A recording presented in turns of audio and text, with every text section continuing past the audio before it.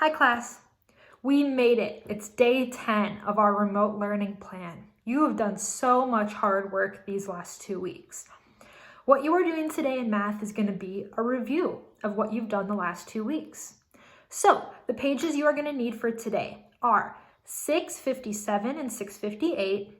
That'll be a review of capacity and measuring mass, which is what we've done this week. And you will also be doing pages 677 and 679, which will be a review of what we did this week and also what you did last week with time. So let's start by getting those pages out as well as a sharp pencil, and then we'll go over a couple of them together. All right, let's start out with page 657. If you look at the top of the page, you notice the first thing that you're going to do is a vocabulary check. They've given you all of the vocab words that we've been working with during this chapter. As you can see, there are words like capacity, liquid volume, unit, liter, milliliter, gram, kilogram. So all you have to do, put those words in the blank. Let's do the first one together.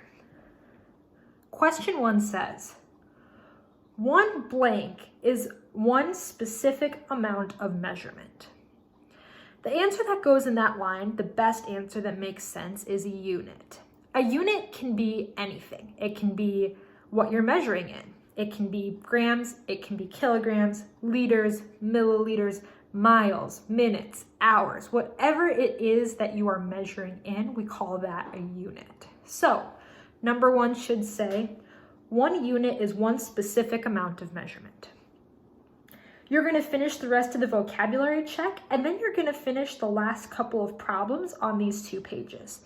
Folks, these are problems that you know how to do. I've modeled them for you, and you've practiced them in your other pages. If you get stuck, go back and look at the work that we did together, and they should be able to help you solve these problems. When you're done with these 2 pages, turn to page 677, and we'll talk about the next section. All right, you should be on page 677, 678, and 679. Let's talk about what you're going to be doing on these pages. The first thing that you should see is a vocabulary check crossword puzzle. This is taking all of the vocabulary words we've done the last 2 weeks and combining them into one puzzle for you to solve. Now, I'm somebody who loves crossword problems, so let me give you my best hint. When you're looking to put an answer in a blank, you want to make sure that the number of blank boxes for that number matches the number of letters in the word. So if you're looking at a question that has 4 blank boxes, you want to find a 4-letter word. Using this strategy, it's easiest to find the shortest letter words and the longest letter words first. Now, I'm not saying to only use this strategy, but it can be helpful. After you finish that, you're going to go to 678 and 679. These problems will help you review everything that we've done the last 2 weeks, especially the problems about capacity and mass. You can go back and look at our example problems if you get stuck. Now, the questions that have to do with time.